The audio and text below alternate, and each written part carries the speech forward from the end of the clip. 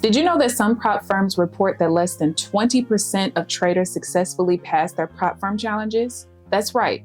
Upwards of 80% of traders fail, and here's why. Because most of them treat these challenges like casinos, chasing wins and hoping for the best. Sound familiar?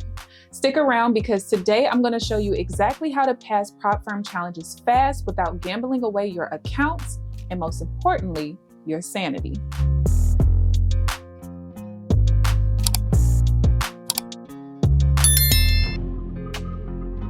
Hey everyone, welcome back to the channel. If you are new here, my name is KeAmber Trades, and I'm on a mission to help traders like yourself crush their trading goals without breaking the bank.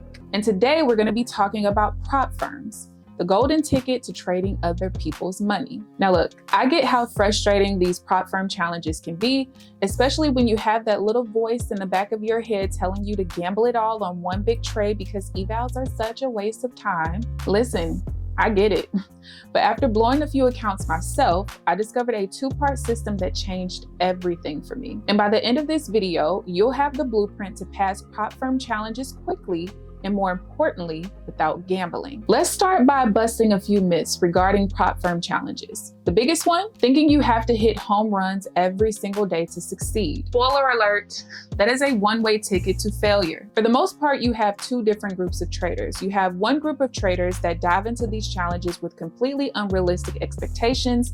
They think to themselves, if I can just double my account this week, I'll pass in no time. Then you have the other group of traders who dive into these challenges by purchasing 40 accounts and sending 20 accounts long and 20 accounts short on high impact news events. And for this group of traders, they're already going in with the mindset of wasting money on half of the accounts because they know at least half of the accounts are likely going to fail. And here's the problem. 9 times out of 10, this gambling mindset leads to bad trading habits and funded accounts as well, which eventually leads to blown accounts. And let me be clear, trading is not gambling. It's not about luck.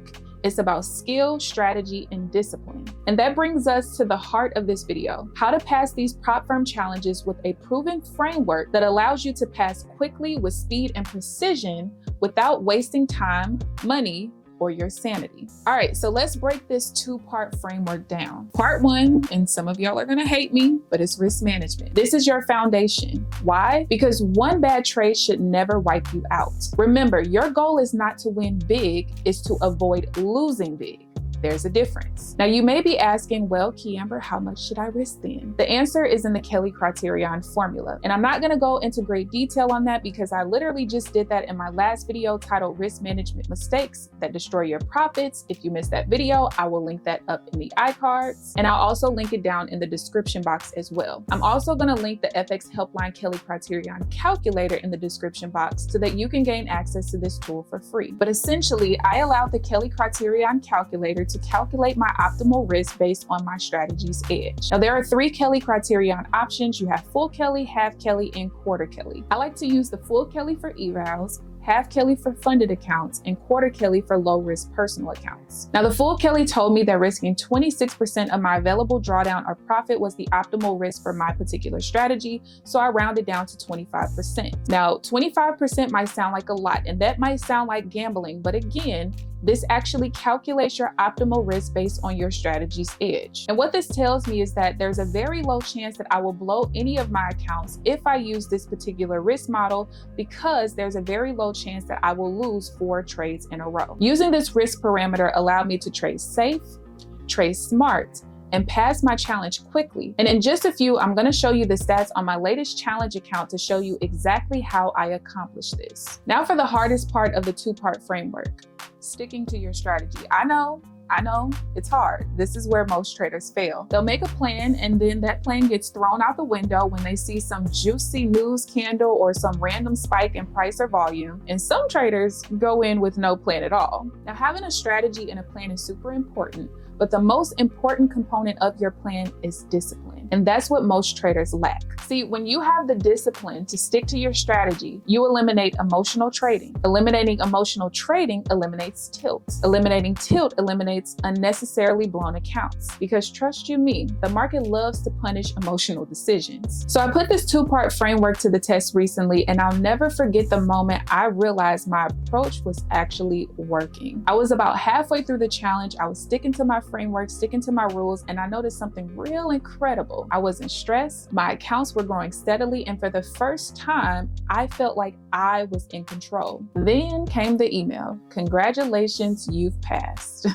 It felt amazing, not just because I succeeded, but because I did it the right way. And if I can do it, so can you. So we're gonna switch gears for a moment because I wanna show you guys the stats on my latest challenge account that I just passed, as well as showing you all the progress that I made since I implemented this framework on the rest of my challenges that I still have left. So we're gonna spend a brief moment inside of the intraday performance tab of my latest past challenge account so I can show you guys the stats of that. And then we're gonna switch to NinjaTrader's performance tab so I can show you all the stats of my remaining challenge accounts that I still have. Now, as you guys can see at the top of the screen, I did pass this challenge account in 8 trading days. Now, I know some people might feel like 8 trading days is a very long time. They feel like they're wasting time, and they, for whatever reason, it's like a fear of missing out of extra money because they spend too much time in the evaluation process. But let's be real. Most people who are rushing the process in evals are also rushing the process in funded accounts, and they're failing the funded accounts because they're in such a rush to get to payouts. So for me, I'd rather spend a little bit more time in evals if that means that I'm going to actually save money because I'm not blowing accounts unnecessarily. But again, that's just me. So as you guys can see, I am what they consider a hyper scalper. My average trade time is 8 seconds and my longest trade time is 18 seconds. For reference, I trade NASDAQ. I have a stop loss of 18 ticks and a take profit of 18 ticks. So I have a 1-to-1 risk to reward ratio. Now, during this period of time, I did not have 22 trades. I actually only had 12. I had 8 trades that I won. I lost 4 trades. And then there also was 2 trades where price just went well beyond my entry and I did not get filled. But you know, when you are using multiple contracts on your account, sometimes you might get partial fills. And if you have partial fills on the same trade, they will actually count it as different trades inside of most trading platforms. But just scrolling down, I just want you guys to be able to see kind of what the stats look like.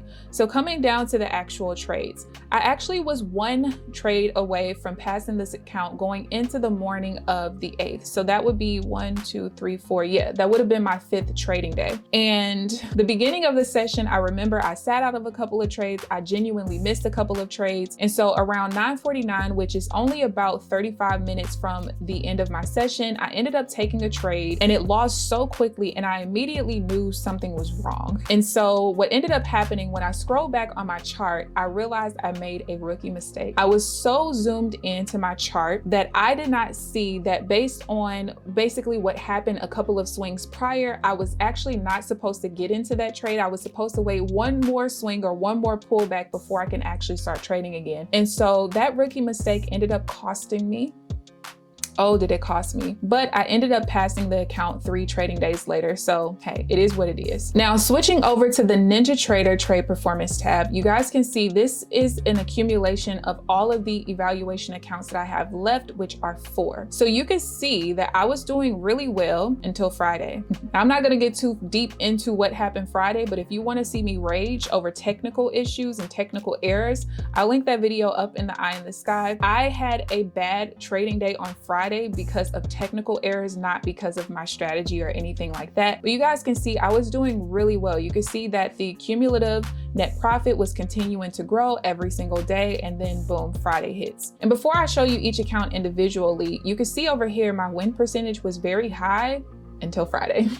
All right, so starting with my remaining Apex eval, I only have 1 left. You can see that I actually, in the first 3 trading days of this week that I took trades on this account, Monday there was a halt with the Apex Trade accounts because of some issues that they had going on. So I was only able to trade this account Tuesday, Wednesday, Thursday, and Friday. And you can see in those first 3 days, I actually ended up gaining $2,200 on this account. And again, no gambling involved, but Friday issues, so we lost a little bit of that. The thing that really was bad was that I was only 1 trade away from passing this account coming into Friday. And I already came in with the mindset of like, I hope what happened to me last week with the last account does not happen. And guess what? It did, except this time it wasn't really a rookie mistake of mine. It was just tech issues that happened, but we're moving on. So the next 2 accounts I'm actually going to group together. These are both top step accounts. So the numbers that you see are based on 2 accounts, not 1. But again, you can see that I was making really good progress. After 3 trading days, I was up almost $4,000 between those 2 accounts. And going into Friday, I was, I believe, $1,196 away from passing 1 account account, and then I was $953 away from passing the other account.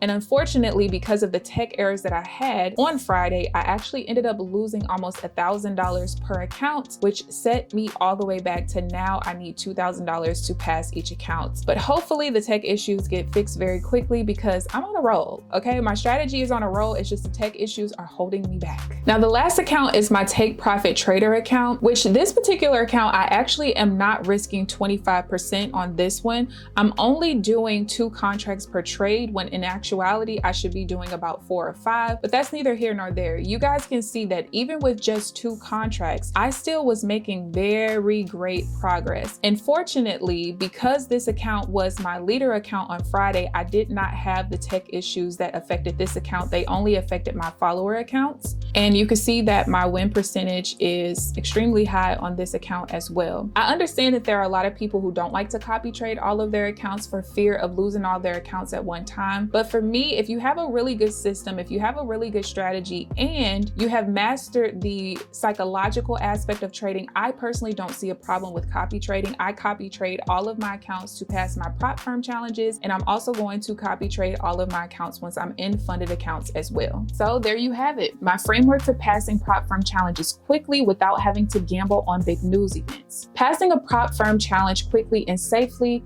requires discipline, it requires risk management, and it requires a sound mindset. But trust me, by focusing on high probability setups, managing risk, and staying calm under pressure, you can increase your chances of success while also drastically decreasing the amount of money you're wasting on prop firm accounts because of your gambling behaviors. The truth is, you do not need to gamble to succeed. With the right mindset and strategy, you can pass these challenges faster than you think and build your career as a funded trader. So tell me, what's your experience been like with prop firm challenges? Have you struggled to pass, or have you found some level of success? Have you wasted more money full porting news than you would like to admit? Let me know in the comment section below. And if you found this video valuable, hit that like button, subscribe if you have not already, and share this with someone you know who needs it. Thanks for watching, and as always, trade smart, trade safe, and I'll see you in the next video. Bye guys.